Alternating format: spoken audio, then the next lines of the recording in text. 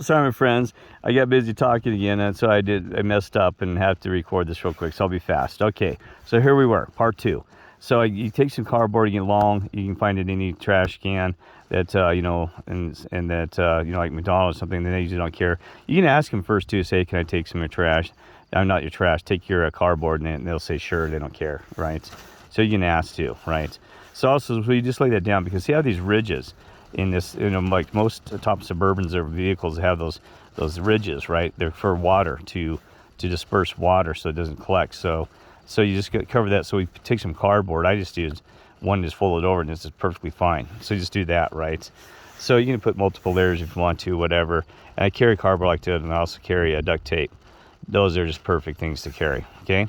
So then I put my sleeping bag down here, and here's my sleeping bag, okay? So you got my sleeping bag here as well, okay? So then just lay down my sleeping bag on top of that.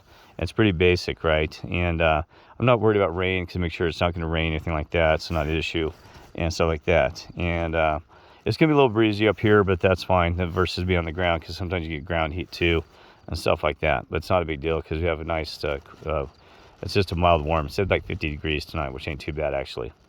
I think 50 to 55, I think so it said. I may be wrong, maybe 60, I can't remember.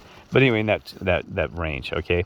What else? Oh, so the reason I'm bringing this up is important, because even you spend up to $10,000 just beginning for those things that sit on top of your vehicles. In the Suburban, they said they don't really have anything for that, so they said they have to make custom. So now you're talking 15 to 20,000. Not kidding you, folks. You know, if you want something fancy like that, that's fine, but you can actually do your own, because this is this. And then you say, well, Kirk, you don't have a tent. Well, just go buy yourself a small tent at, you know, even, you know, a cheap one. I'm not advertising for Walmart or Target or anywhere. A cheap, you know, one-man tent or two-man tent. And then you can tie it down to the sides of your railing or whatever. And, you know, also, you know, things like that. And then you can use that tent on top. Just put your cardboard down first as your base.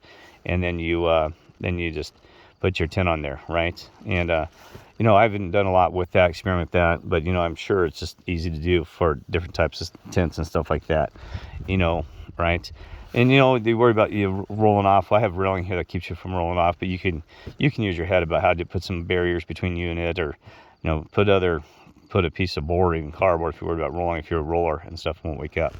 And also one thing I always think you should have, so I got the tire behind me, it's part of my pillow. And you always, I have this, here's what I use all the time. This right here, it's hard to see.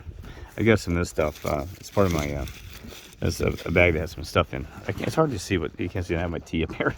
Anyway, so you can't see it, but it's one of those, it's like a pillow, those pillows that you, like a rest, you know, big resting pillow. And I use it all the time. It's a lounge pillow that's really wide. And I use it everywhere all the time, and I use it up here even, so I can use it as a pillow for this, and also good back support, right? So it gives me an angle. So it's easy to carry, and it's ready to go, and there's nothing to see. I wish I just want to unravel everything, right? So you have that, okay? So, and this is great up here, because now I can see the entire city, and it's hard to see with my light. But down there, I also have the moon, right? So anyway, I'll make that quick. So anyway, very economical, reasonable way of making your own little tent on top of your vehicle, right? Now, most of the vehicles, this very sturdy, because they're not going to cause any dents. And to be honest with you, I don't care if I accidentally did.